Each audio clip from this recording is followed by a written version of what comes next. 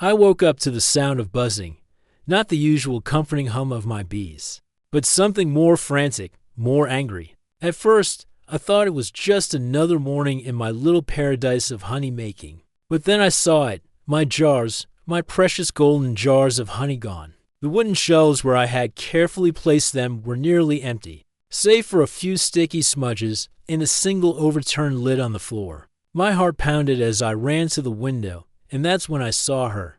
Delores, my entitled, boundary-stomping neighbor, smugly loading the stolen jars into her SUV like they were groceries she had paid for. She didn't even bother to sneak around, no guilt, no hesitation. She wiped a smudge of honey off the lid with her sleeve, licked it off her finger, and smiled. The audacity of that woman could power a city. My hands clenched into fists, and a dozen possible reactions raced through my mind. Call the cops. Confront her. Release the bees. The last option seemed extreme, but at that moment, I wasn't against a little nature-backed justice. Delores had always been a thorn in my side. She was the type who thought fences were just suggestions, and other people's property was up for debate. She had taken my garden tools, borrowed my wheelbarrow for months, and once even threw a party that ended with a broken gate and an overturned beehive. That day, I had to chase down a cloud of bees for hours, calming them like an overworked mother. But this was a different level. My honey wasn't just some backyard hobby. It was my livelihood, my pride, my passion. And Delores had stolen it like it was a free sample at the grocery store. I stormed out the back door, fully prepared to unleash the kind of verbal wrath that would make a sailor blush. But by the time I reached the driveway, she was already backing out, waving at me like we were old friends. Thanks for the honey, she called, flashing her too white, too fake smile. It's amazing. You should really sell it at the farmer's market. I stood there, stunned, my brain trying to process the sheer level of carelessness I had just witnessed. Sell it at the market. She had stolen my honey and was now giving me business advice. As her car disappeared down the road, my mind went from shock to strategy. I wasn't just going to let this go. No. I had a rule. Mess with my garden, I'll scowl at you. Mess with my bees, I'll give you a warning. But mess with my honey, you just declared war. I walked back inside, my anger simmering into something sharper, something more focused. If Delores wanted honey so badly, I'd make sure she got it, just not in the way she expected. I had an idea, a beautifully ironic, slightly evil idea. But first, I needed to check on my hive. The bees were restless, their usual gentle buzzing tinged with irritation. They could tell something was off. Maybe they had felt the disturbance in their sacred honey supply, or maybe they just sensed my mood. Either way, they were with me. I leaned against the hive, looking out over my backyard, formulating the plan. Delores was predictable in the worst way. She took without asking, assumed she was above consequences, and never, ever admitted when she was wrong. That was about to change. Because if she loved my honey so much, I was going to give her more than she could handle. The first step, a little preparation. I needed the special honey, the one infused with a certain blend of natural pheromones. Normally I used it to help guide lost bees back to their hive, but today it had a new purpose. That night, I barely slept. I kept imagining Delores' face when she realized what was happening. The slow-dawning horror as she realized the bees weren't just visiting, they were targeting. I was giddy with anticipation. The next morning, I set my trap. I left the jar in the usual spot, right on the shelf where she had stolen from before. I didn't even bother hiding it. If there was one thing I could count on, it was Delores' greed. And sure enough, by noon, she had struck again. But this time, things would be different. An hour later, as I sat on my porch with a cup of tea, I heard it, the distant, high-pitched shriek of someone in distress. I set my cup down and walked to the fence, peeking over just in time to see Delores flailing wildly in her backyard, her brunch guests scattering in terror. The bees had arrived. At first, it was just a few, drawn by the irresistible scent of the honey she had so generously smeared all over her charcuterie board. But then, as if summoned by the universe itself, more began to arrive, dozens, hundreds. Delores was screaming, running in circles, knocking over tables and bowls, her perfectly curated backyard descending into chaos. I watched as she tried to swat them away, which, of course, only made them angrier. Her guests were fleeing, some shielding their mimosas as they sprinted for the house. One man dove into the pool, a dramatic leap worthy of an action movie. Another tripped over a chair and rolled into a hedge. Delores, she was still running, still flailing, still absolutely covered in bees. I should have felt bad, really, I should have. But as I stood there sipping my tea, watching karma do its thing, I couldn't help but smile. It was beautiful, poetic justice in its purest form. And the best part? This was just the beginning. Delores had no idea what was coming. After watching her flee from her own brunch like a villain in a cartoon, I knew one thing for certain: this wasn't over. Delores never backed down, never admitted defeat. She wasn't the type to learn from her mistakes. No, she was the type to get angry, to blame others, to seek revenge. And I had no doubt that after she finished icing her stings and wiping the remnants of her disastrous brunch off her overpriced yoga pants, she would be plotting her next move, which meant I needed to be 2 steps ahead. The thing about dealing with people like Delores was that you couldn't just win once. You had to win in a way that made them never want to play the game again. And that required a level of patience, strategy, and just the right amount of chaos. Fortunately, I had all 3. I spent the rest of the day fine-tuning my plan.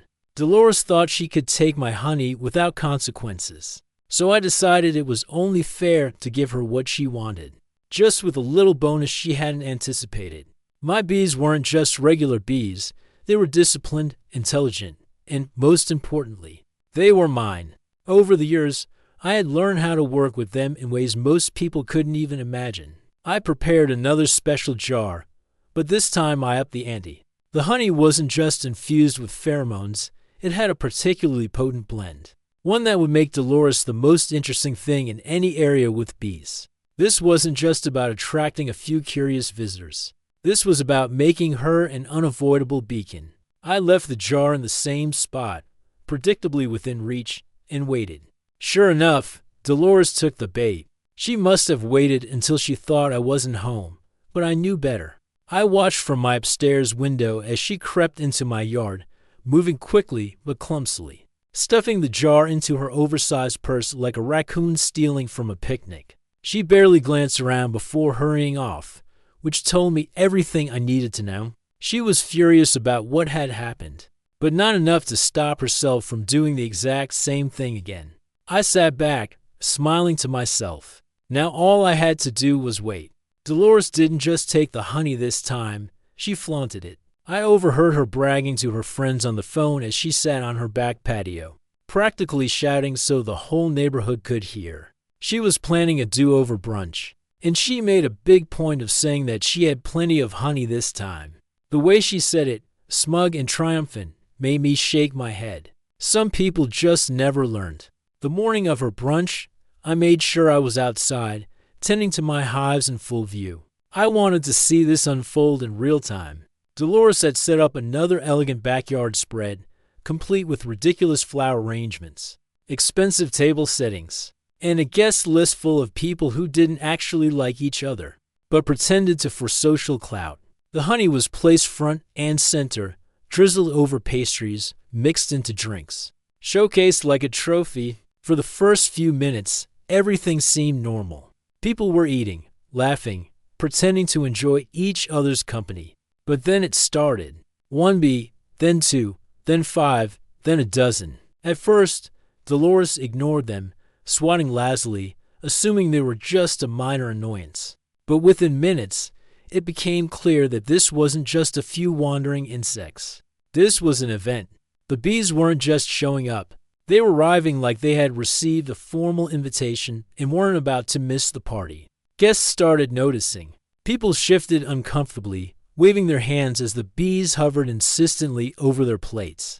A woman shrieked when one landed on the rim of her mimosa. Another man tried to brush them away from the fruit platter, but ended up knocking the entire thing onto the ground. Delores, in typical Delores fashion, refused to acknowledge reality. She kept smiling, kept laughing, kept pretending nothing was wrong, until the bees turned their attention to her. The pheromones had worked perfectly. The moment the bees detected Delores, they focused on her with an intensity that was almost supernatural. They ignored the food, ignored the guests.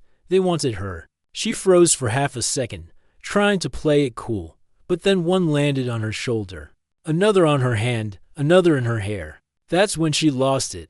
She screamed a loud, undignified screech that sent the entire brunch into full-blown chaos. People jumped up from their seats, knocking over tables, spilling drinks, shoving past each other in a frantic attempt to escape. Someone tripped over a decorative plant and took down a whole row of chairs like dominoes.